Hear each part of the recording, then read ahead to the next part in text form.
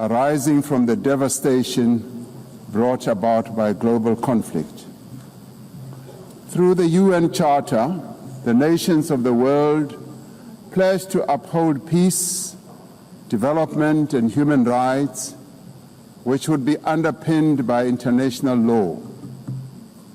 Now more than ever, we are called upon to uphold the values and advance the purpose of the United Nations. We are also called upon to advance cooperation and solidarity between nations. We are called upon to promote multilateralism and safeguard the institutions that enable it. South Africa's engagement in the international sphere echoes our domestic imperatives of eradicating poverty, reducing unemployment, and addressing the root causes of inequality. Our foreign policy is guided not only by the needs of our people, but also those of the continent of Africa and the global South. Inspired by our own history, South Africa strives to maintain world peace and also the settlement of all international disputes through negotiation and dialogue and not through war. We therefore welcome the strong partnership between the African Union and the United Nations in promoting peace, security, and stability on the African continent. This year, South Africa is honored to preside over the G20. This is the first time that G20 Leaders Summit will be held on the African continent, the cradle of humanity. South Africa's G20 presidency is guided by the theme equality, solidarity, and sustainability. To give full meaning to our theme of equality, solidarity, and sustainability, we have invited the G20 countries to join us in prioritizing the following areas. Firstly, in discussion to strengthen disaster resilience and response by addressing the increasing frequency and impact of climate-induced natural disasters. Secondly, to ensure that we have debt sustainability for low-income countries by crafting innovative ways to support countries to have low levels of debt to maintain economic stability. Thirdly, to discuss how to mobilize finance for a just energy transition by encouraging investments in renewable energy and sustainable technologies, without foregoing what we would call base load energy sources.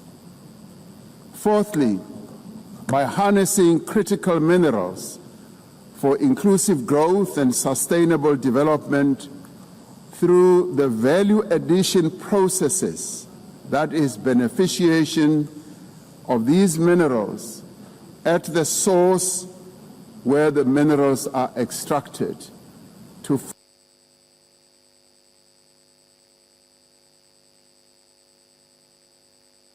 priorities reflect South Africa's commitment to addressing global challenges and promoting inclusive growth and sustainable development.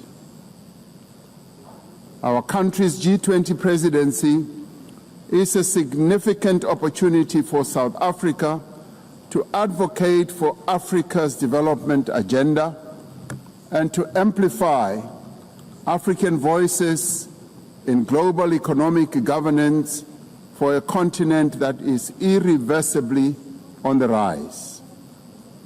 As member states of the United Nations, we have all adopted the Sustainable Development Goals. However, many of these goals remain elusive.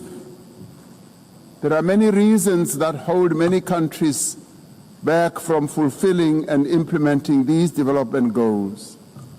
Some of these reasons are lack of sufficient financial resources that can finance the advance that these countries need to make to fulfill those goals. Many countries with developing economies, especially in Africa and the Global South, do not have adequate capital to finance their development goals. They are indebted and are paying much more on debt servicing than they do on health and education. In fact, these countries pay much more than countries in the North for their debt. Yet through global solidarity, by having fairer lending rules, especially for several of the Global South countries, we can achieve our shared commitment. Through the G20 process, we are working towards building consensus on how this problem can be tackled, including the reform of international financial institutions, particularly multilateral development banks, to better tackle global challenges that many countries face. The multilateral trading system needs to be reformed as we reconfirm that the World Trade Organization remains the only multilateral body that is capable of managing differences and coordinating positions in global trade. Trade is one of the most important instruments to mobilize domestic resources for development. It is concerning that geopolitical shocks and unprecedented trade policy volatility are destabilizing the global economy and jeopardizing a critical source of development finance. In fact, trade is now being used as a weapon against a number of countries in the world.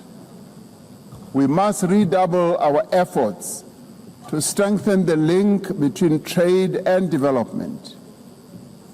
Unilateral trade practices and economic cohesion have a detrimental impact on many nations. This includes the economic embargo against Cuba, which has caused untold damage to the country's economy over the years. This unfair embargo must be lifted, and we want it lifted sooner rather than later.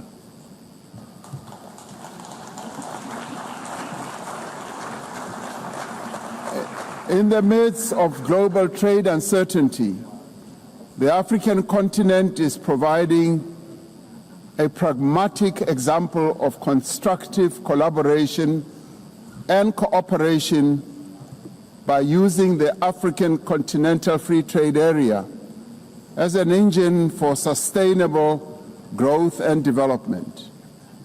This will, with commitment, become the central pillar of economic cooperation and integration for our continent. As part of the effort to build more inclusive economies, South Africa's G20 presidency has launched an extraordinary committee of independent experts on global wealth inequality. This committee, chaired by Professor Joseph Stiglitz, a Nobel laureate, will deliver the first ever report on global inequality to G20 leaders when they meet in November in Johannesburg in South Africa. Climate change is an existential threat. We are failing future generations by our inability to reduce global warming. Climate change is reversing economic growth and development gains in many countries, especially in the global south. Although Africa carries the least responsibility for climate change, many countries on the continent of Africa experience much of its harshest effects. Extreme weather events like floods and droughts are driving food insecurity, displacing populations, causing damage to infrastructure, and leading to the unnecessary loss of livelihoods. Member states must honor their undertakings and commitments in line with the guiding principle of common but differentiated responsibilities and respective capabilities. The Secretary General recently reported that global military expenditure has reached historic highs, just as the world is falling behind on its core development promises. We are building weapons when we should be building social infrastructure that advance the lives of our people. We are fighting wars that cause death and destruction when we should be fighting poverty and developing the livelihoods of vulnerable people. We must act decisively to silence all the guns everywhere to realize the goal of sustainable development and global peace. And I do believe that this is an objective that is possible to reach. As we commemorate the 80th anniversary of the UN, the relevance of this institution and various multilateral processes for the maintenance of international peace and security is being willfully undermined. There is an increasing reliance on unilateral military action in contravention of international law. The United Nations Security Council has proven to be ineffective in its current form and composition in carrying out its charter mandate to maintain international peace and security. South Africa remains deeply concerned by the erosion of the credibility of the Security Council and its failures to ensure accountability and uphold international law.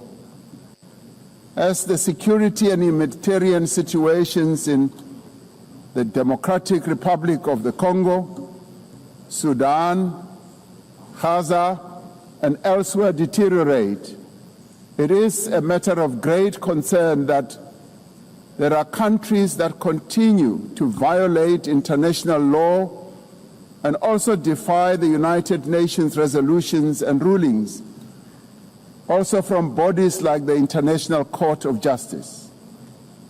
The establishment of the Hague Group and the Madrid Group aim to reaffirm the primacy of international law, promoting accountability and ensuring support for a just peace. We cannot and should not accept that members of this organization continue willfully to violate without consequence the charter that we have all agreed to uphold. Therefore, as nations that have pledged to uphold the UN Charter, we have the ultimate responsibility to ensure and protect the rights of the Palestinian people to self-determination, consistent with the case that South Africa brought before the International Court of Justice. There is growing global consensus. There is growing global consensus that Israel is committing genocide in Gaza. Just last week, the United Nations Independent International Commission of Inquiry found that Israel is responsible for the commission of genocide in Gaza. As Palestinians continue to face genocide and famine, we have a duty to act. South Africa has acted in the interests of saving lives by insisting that the International Court of Justice should make a ruling that indeed genocide is being committed in Gaza and that it should stop. And we stand here to say it must stop.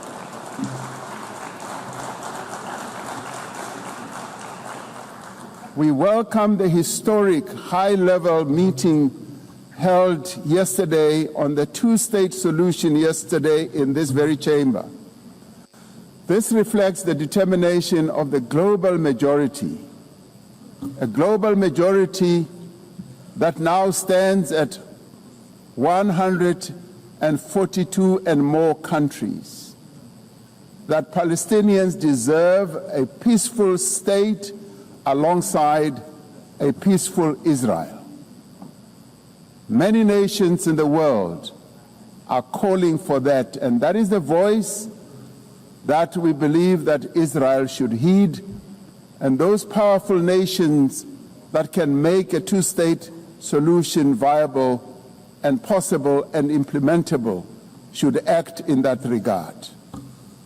The long overdue announcement by increasing number of countries to recognize the state of Palestine is testament to this determination. We have a responsibility as the member states of the United Nations to reaffirm the right also of self-determination of the people of Western Sahara.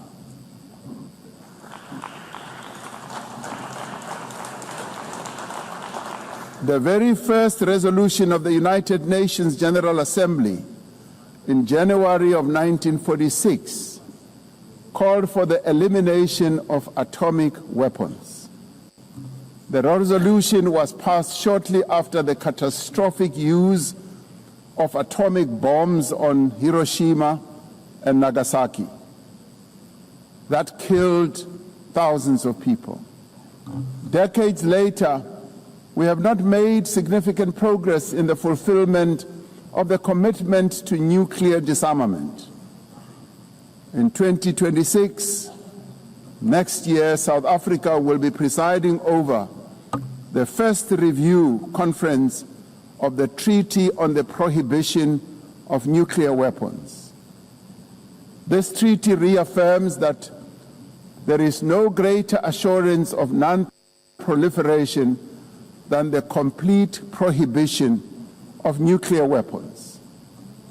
I was glad to hear that a number of leaders stood here to speak against nuclear weapons and the use thereof.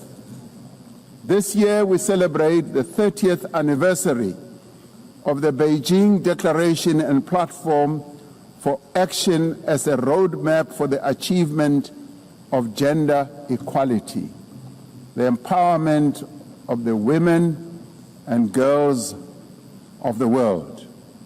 South Africa reaffirms its unwavering commitment to the empowerment of women and their full, equal, and meaningful participation in all spheres of life. Yes, we would support also the election of a female Secretary General of the United Nations. The Beijing conference milestone reminds us of our shared responsibility to advance human rights, dignity, and justice for all. We are all equal, men and women, and there is no reason that we continue to hold the women of the world backwards. The right to development must be central to the policies and operational activities of the United Nations and its specialized agencies, programs, as well as funds. It must be at the core of the policies and strategies of the international financial and multilateral trading systems. As we celebrate 80 years of the United Nations, We must seize the opportunity to build a better United Nations for the next 80 years. What is needed now is a stronger and more capable United Nations. A United Nations that is based on the renewed commitment to its founding principles. We must invigorate the negotiations on the Security Council reform at the intergovernmental negotiations in the General Assembly, including by initiating text-based negotiations. The Security Council must be accountable. It must also be representative. It must be democratic and effective in executing its mandate. We can no longer accept that a large portion of the world's population is not represented in the United Nations Security Council. My own continent, Africa, home to 1.4 billion people, as well as South America, are not represented in the United Nations Security Council. This is unjust, this is unacceptable, and it must end. We want representation in the Security Council. We look forward to working with the Secretary General on the UN 80 initiative to ensure that our organization works more effectively and efficiently. Mandates given by member states must be implemented, and the necessary structural changes and program realignment must be implemented across the UN system. In the face of the decrease in funding to the United Nations to fulfill its mandate, the UN 80 initiative is important to maintain the integrity of the multilateral system and to uphold international law. Lastly, I am reminded that our collective membership of the United Nations is our shared humanity in action. The United Nations at 80 compels us to reflect on our collective achievements and to chart a way forward, building an organization that is able to address our common challenges. We must rise to the occasion and do our utmost together to ensure the political, economic, and social freedom of all humanity. We must reaffirm that freedom is indivisible and that the denial of the rights of one person diminishes the freedom of all of us. We must reaffirm the equal dignity and worth of every person and must therefore leave no one behind and no country behind. I thank you. On behalf of the Assembly, I wish to thank the President of the Republic of South Africa. The Assembly will hear an address by His Excellency Shavkat Mirziyoyev, President of the Republic of Uzbekistan. I request protocol to escort His Excellency and invite him to address the Assembly.